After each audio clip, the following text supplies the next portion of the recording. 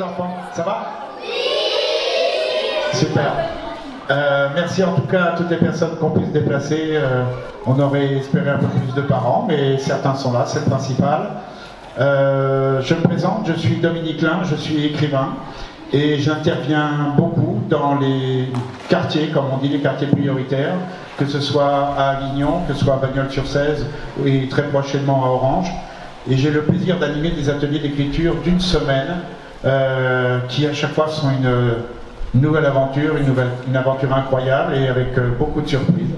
Donc cette semaine, j'ai eu le plaisir d'être ici à Bagnols dans le cadre d'un contrat de ville avec la mairie qui soutient vraiment cette action avec des aides publiques et des aides privées qui permettent de faire beaucoup de choses, dont offrir un dictionnaire, un cahier, un stylo à chaque enfant. Déjà, ça c'est super sympa.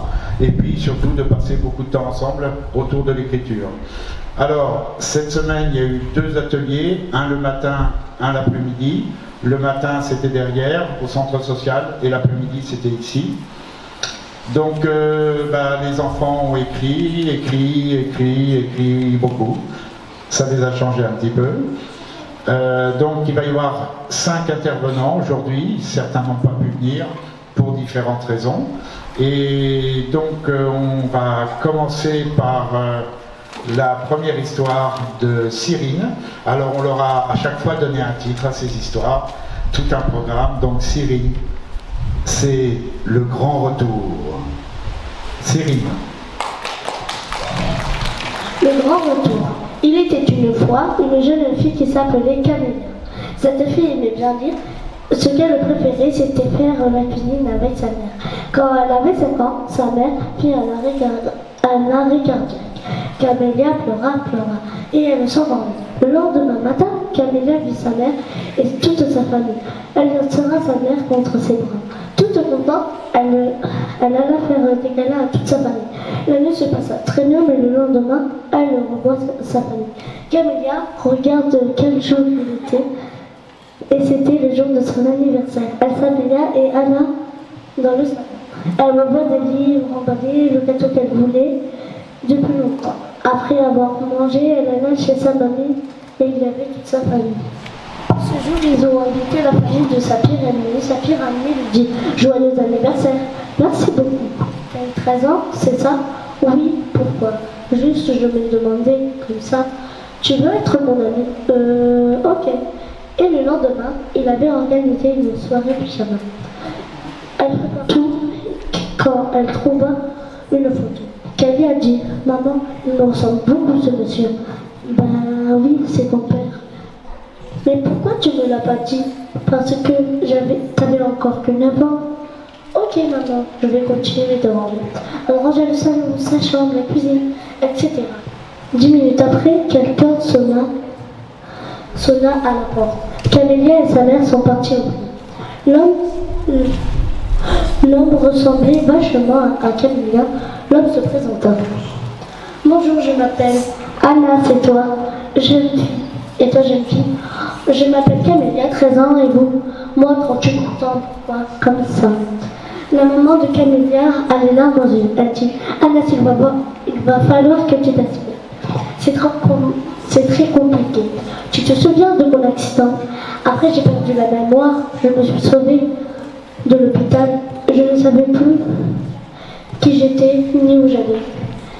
J'ai vécu dans différentes villes et un jour j'ai rencontré un docteur. Il m'a beaucoup aidé et j'ai pu retrouver la mémoire. Alors la première chose que j'ai voulu faire, c'était de rentrer à la maison et vous retrouver. J'espère que vous me pardonnez. Camélia fondit en larmes en regardant sa mère qui elle aussi pleurait. Mais c'était des larmes de joie. Papa, c'est toi? Le père se baissa, prit sa fille dans ses bras en la serrant très fort. La mère les rejoignit toute heureuse. Quand ils purent enfin reparler, ils ne s'offrirent la promesse de ne plus jamais se séparer. Enfin. Maintenant, on a le plaisir d'écouter Amira. Approche-toi, Amira, viens. Pour une histoire qui s'appelle « Elle sera toujours là ».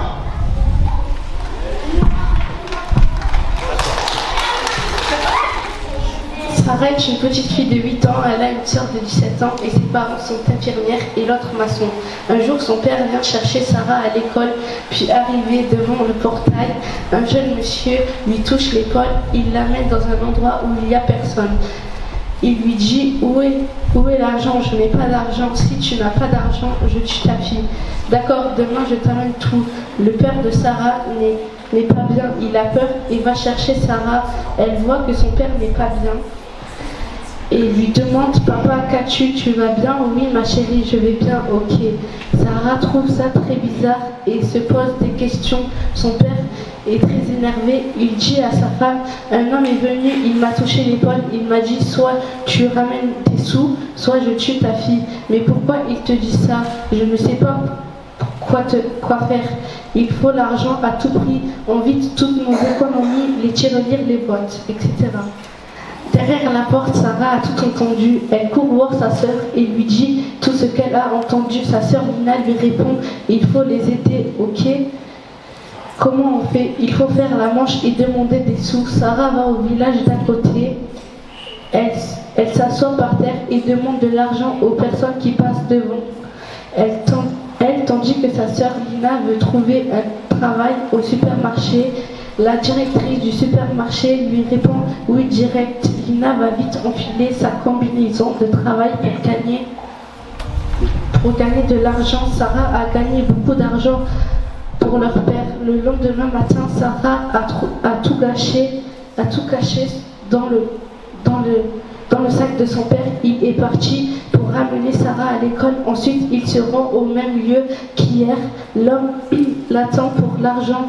Le père de Sarah a pris son sac et a trouvé un mot et des sous. Il pensait ne pas avoir assez, mais quand l'homme compte l'argent, le compte est bon. L'homme s'en va et le père de Sarah part travailler tandis que Lina entend sa mère faire des bruits bizarres dans la salle de bain. Elle monte les escaliers en courant. En ouvrant la porte, elle voit sa mère par terre. Elle se baisse et tente d'écouter le cœur. Sa mère ne bat plus. Elle veut appeler les pompiers, mais le téléphone ne fonctionne pas. Elle toque chez sa voisine. Sa voisine lui ouvre la porte et lui dit: qu'est-ce qu'il y a? Ma mère ne respire plus, son cœur ne bat plus. Vite, allons la voir. Lina et sa voisine vont voir la mère de Lina. La voisine de Lina appelle les pompiers, mais Lina sait que c'est trop tard. Elle demande si elle peut appeler son père. Viens vite. Le père de Sarah vient et trouve les pompiers lui annoncer que sa femme est morte à cause d'un cancer. Le père de Lina et Sarah ne sait pas comment le dire, donc il dit: je vais chercher Sarah. Oui papa. Sur le chemin, il est stressé de l'annoncer à Sarah et Lina. Il arrive devant le portail, il voit Sarah, elle saute et dit à son père: j'ai fait un dessin pour le moment, c'est bien ma chérie. Le père de Sarah est de plus en plus stressé. Enfin arrivé, le père des filles annonce et leur dit: votre mère est morte. Quoi? Sarah s'effondre et Lina pleure. Leur père dit: les filles, votre mère est toujours là, elle vous voit. 2 ans plus tard, Sarah s'amuse et pense à sa mère, tandis que Lina s'est mariée et vient chaque week-end. Le père de Sarah, le père lui est marié avec une autre femme. Moi, je salue le courage quand même de ces enfants qui passent pour la première fois devant une aussi grande foule et qui n'ont jamais tenu un micro de leur vie, si ce n'est 2 petites minutes avant. Donc, moi, je trouve qu'elles ont beaucoup de courage et qu'elles se débrouillent très très bien, en tout cas jusqu'à maintenant. Et maintenant, justement, on va avoir le plaisir d'accueillir Nessa, qui nous raconte une histoire à propos d'une nouvelle amie. C'est une fille qui s'appelle Inaya. Elle habite dans un village, dans une petite maison. Ses parents travaillent dans une ville. Sa mère travaille dans une pharmacie et son père est maçon. Inaya aime bien danser et un jour, en 2018, elle est devenue championne du monde de hip-hop. Ses parents étaient fiers d'elle. Sa mère dit à sa fille: donne-moi ta médaille et je vais la mettre dans la pièce de coupe. Ok, tiens, merci. Son père dit à sa fille: je suis fier de toi. Merci, son père va travailler et sa mère va faire le ménage. Inaya va se promener avec son ami. Et sa mère se fait mal et tombe dans les pommes.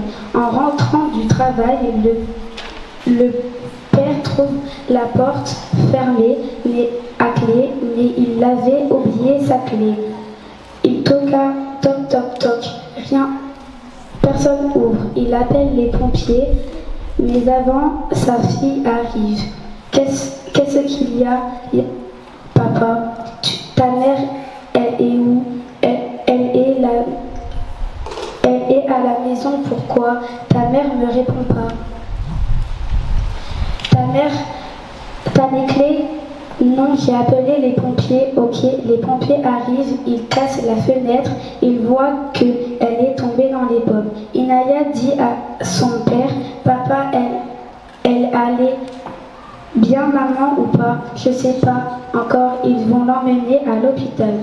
Une semaine plus tard, la mère va très bien et travaille à nouveau dans la pharmacie. Son père veut changer de travail et il va faire DJ.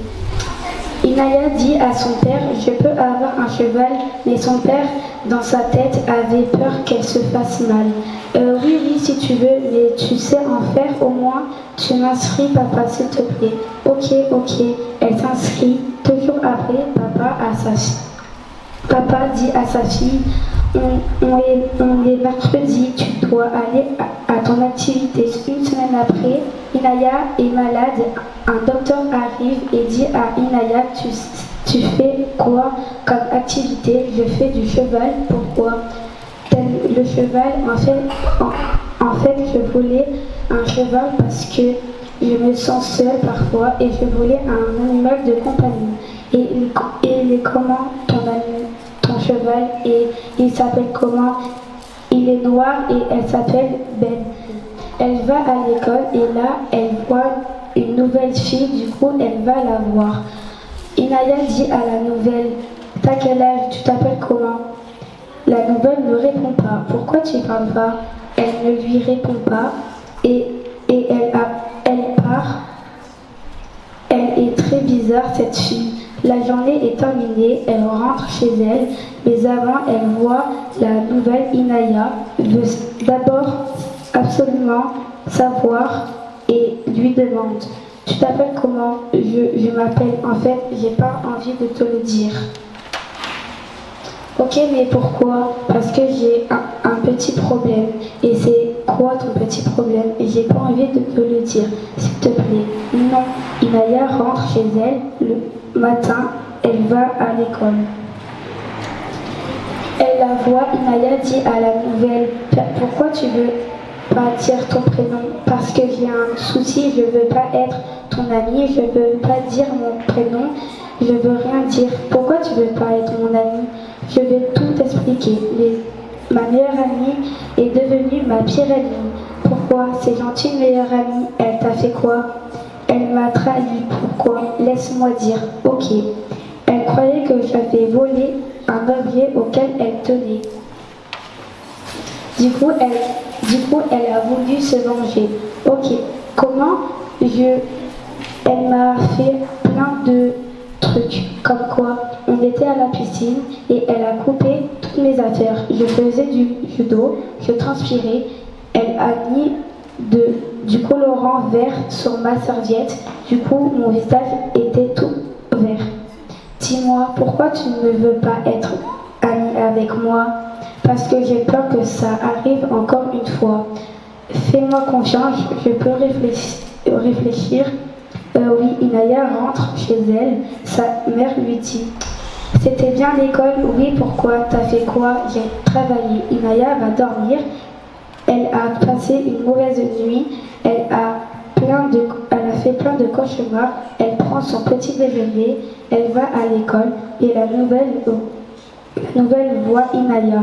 La nouvelle dit à Inaya, Inaya, attends-moi. Qu'est-ce qui se passe? J'ai réfléchi et je pense que t'es gentille et rigolote. Oui, je veux bien être ton amie, c'est vrai, mais tu t'appelles comment? Je m'appelle Sukaina.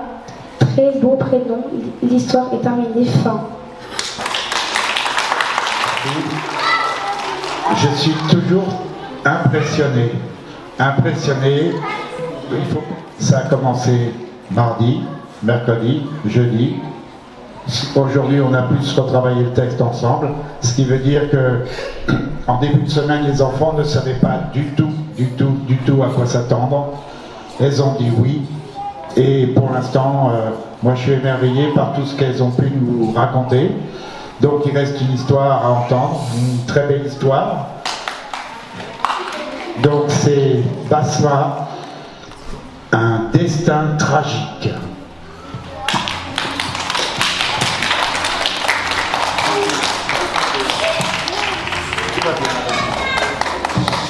Lilia est une fille qui habitait dans un petit village. Sa mère travaillait dans une entreprise et son père était professeur dans une classe de CM1. Lilia faisait de l'équitation.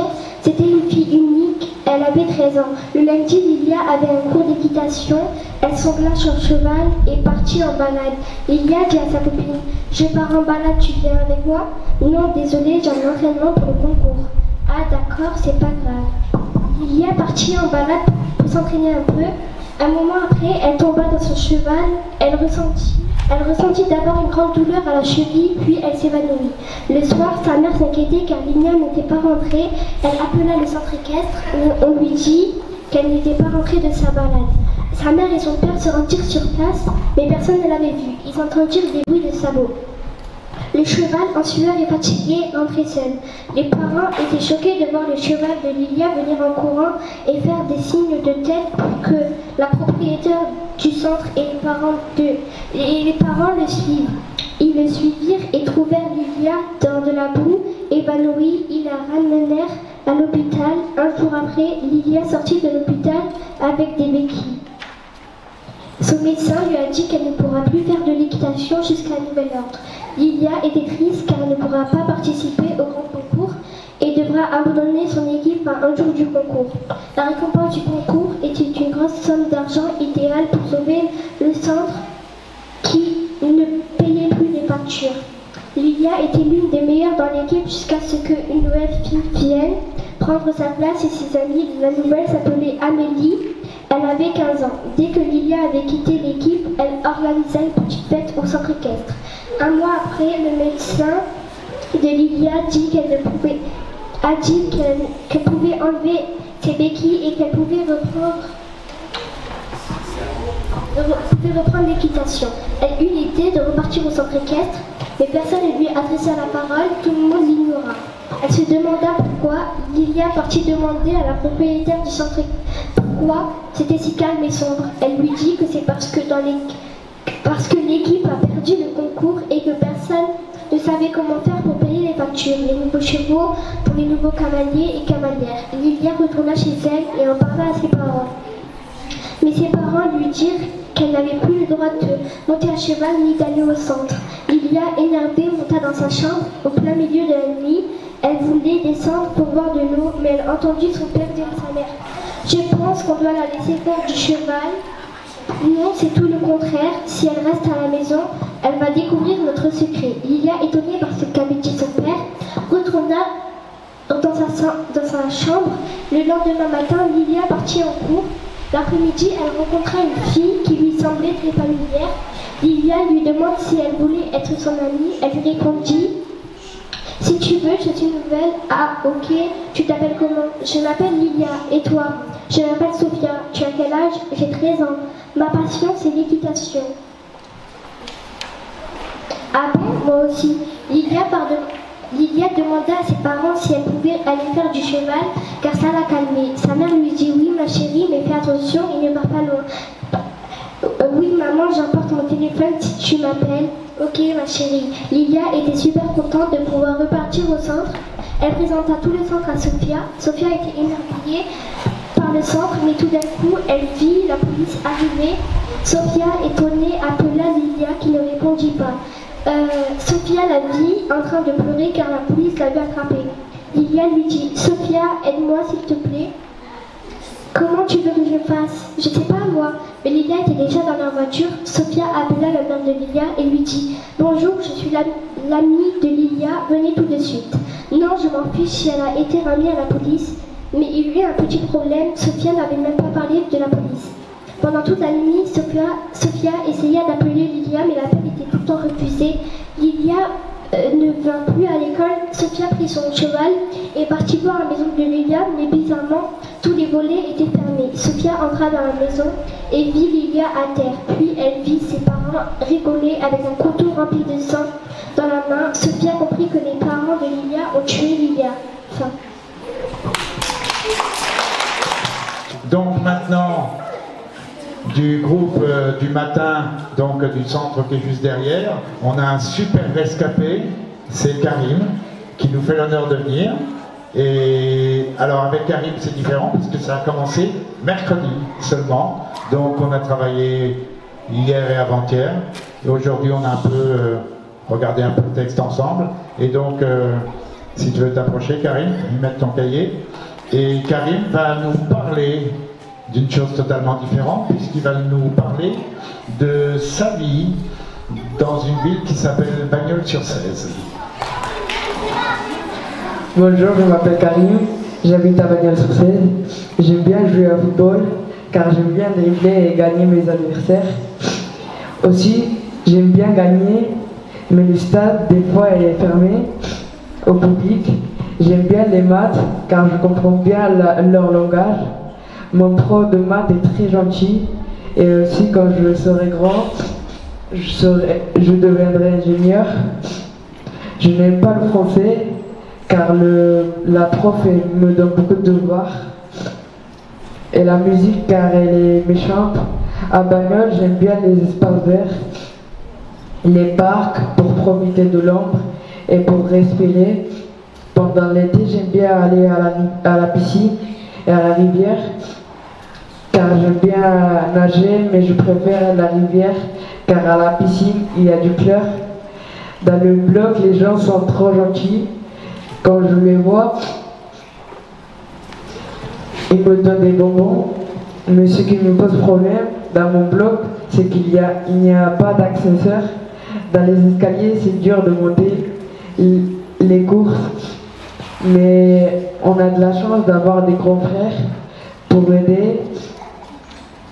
Et avant les escaliers et les locales des poubelles étaient dans notre bâtiment, mais maintenant il n'y en a plus. Des fois, s'il n'y en a pas beaucoup d'argent, on ne peut même pas s'acheter à manger parce que le prix de la nourriture est de plus en plus cher.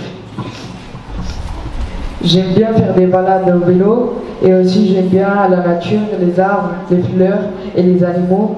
J'aime bien aussi aller au marché avec mes parents pendant l'été, car ça me rappelle le Maroc.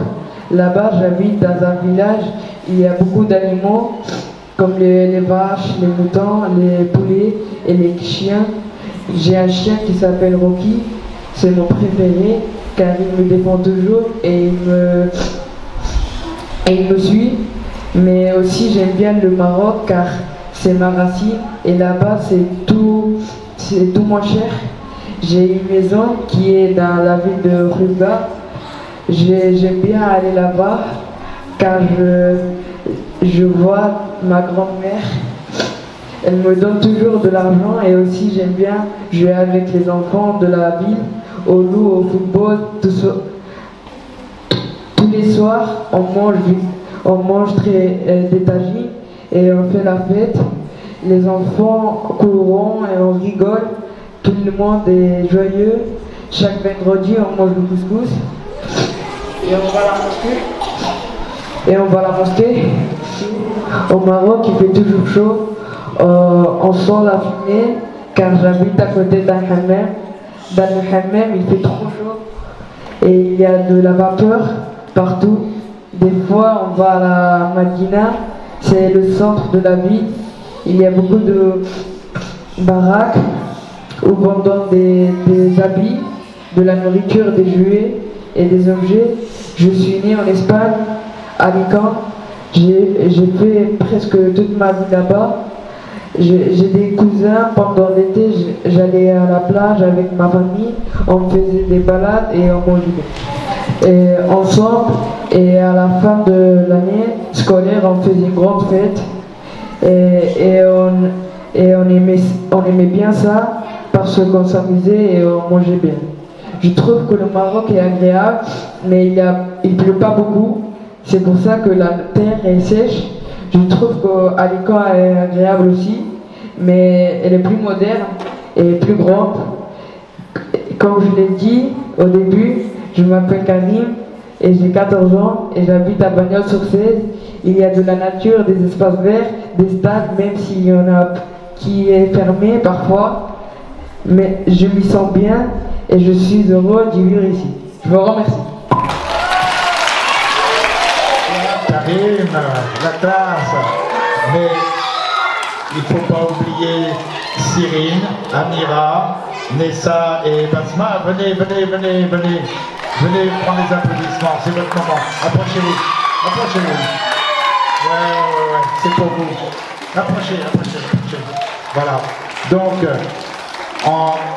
la seule chose que j'ai envie de dire, c'est que voilà, 3 jours, 4 jours, on a réussi à faire ça. À chaque fois, je dis que je suis comme le funambule sur un fil et que ma mission, elle s'arrête que le vendredi soir à la fin et entre les 2 moments, je lâche pas le morceau. Je crois que notre ami monsieur le maire a quelques mots à nous dire dans l'émotion. Donc je vous laisse la parole. Mettez-vous devant. Alors, vous allez rester à côté de moi, hein, sincèrement, restez à côté de moi. Je vais vous raconter